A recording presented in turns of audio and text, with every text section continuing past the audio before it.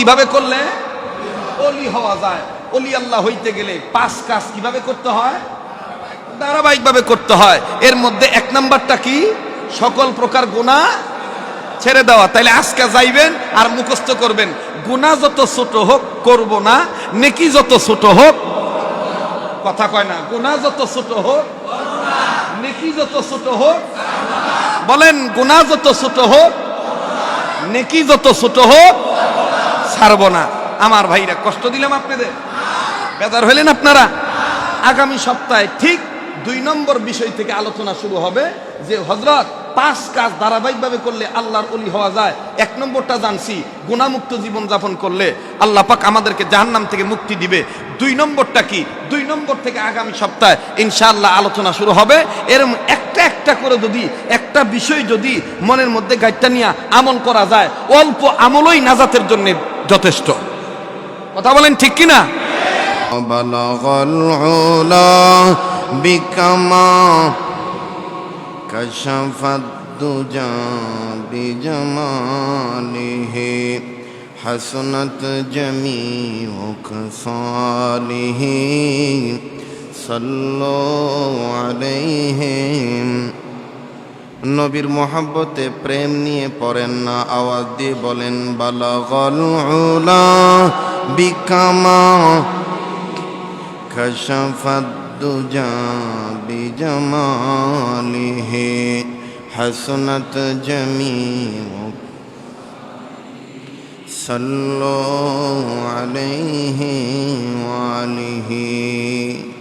নবীর প্রেমে যার দিল ভাই, এই দুনিয়ায় কাঁদবে না।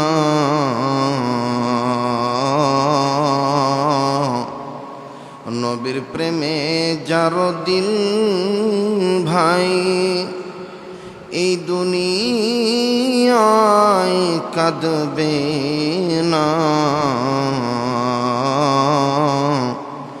রোজ হাসরে তারা বাইজান নবীর সুপারিশ পাবেন না।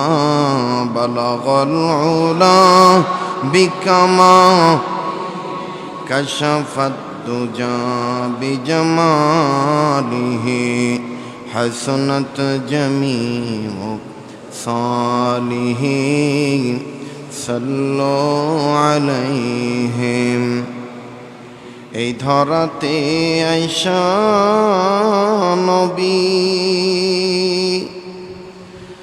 না দেখিলেন বাবার মুখ।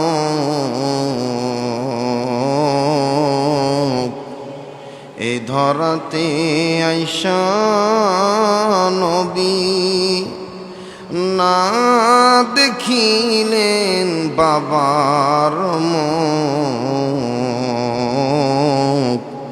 6 বৎসরের কালে নবী হারাইলেন মায়ের বুক। বালাগাল উলা বিকামা কাশাফাদ দুজা বিজামালিহি হাসনাত জামিউ সালিহি সাল্লু আলাইহি ওয়া আলিহি। লা ইলাহা লা জোরে লা ইলাহা আল্লাহ, লা ইলাহা লা ইলাহা ইল্লাল্লাহ, লা ইলাহা লা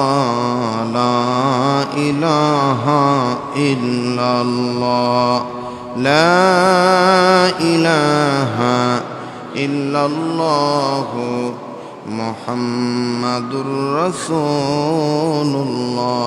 লা ইলাহা ইল্লাল্লাহু মুহাম্মাদুর রাসূলুল্লাহ, লা ইলাহা ইল্লাল্লাহু মুহাম্মাদুর রাসূলুল্লাহ সাল্লাল্লাহু আলাইহি ওয়াসাল্লাম।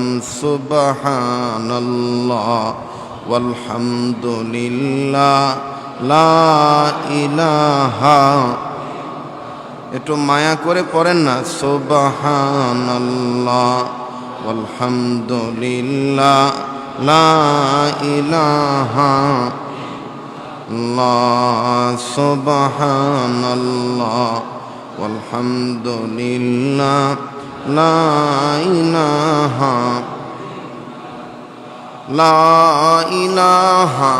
ইল্লাল্লাহ, লা ইলাহা ইল্লাল্লাহ, লা ইলাহা ইল্লাল্লাহ, সুবহানাল্লাহ ওয়ালহামদুলিল্লাহ লা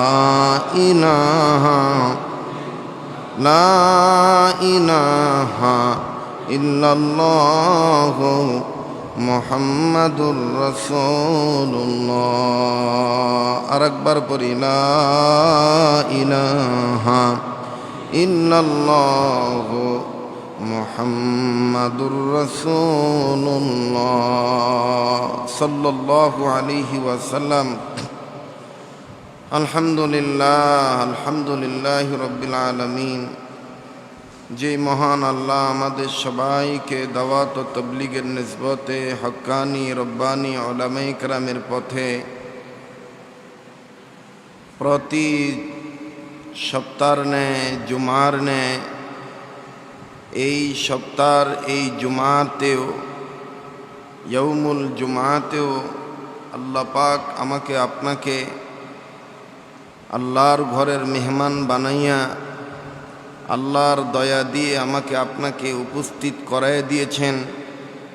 আর আমি আপনি উলামায়ে কেরামের মজলিসে আল্লাহর নির্দেশ হুকুম পালন করার জন্যে যেই সুযোগ পেয়েছি আল্লাহর পক্ষ থেকে, এই সুযোগ যে আল্লাহ দিয়েছেন ওই আল্লাহর পক্ষে গোলামের পরিচয় দিয়ে জবান খুলে শুকরিয়া আদায় করি আলহামদুলিল্লাহ। হাকিমুল ইসলাম কারি তৈয়ব সাহেব রহমতুল্লাহি আলাইহি বলেন, ও আল্লাহর বান্দারা, আল্লাহর দরবারে বেশি বেশি করে আলহামদুলিল্লাহ বলবা, এই জন্যে যে আল্লাহ পাক তোমাকে আমাকে আলহামদুলিল্লাহ বলার মতন সুযোগ দিয়েছেন। আল্লাহ যদি তৌফিক না দেন আমি আপনি শুকরিয়া আদায় করতে পারবো না।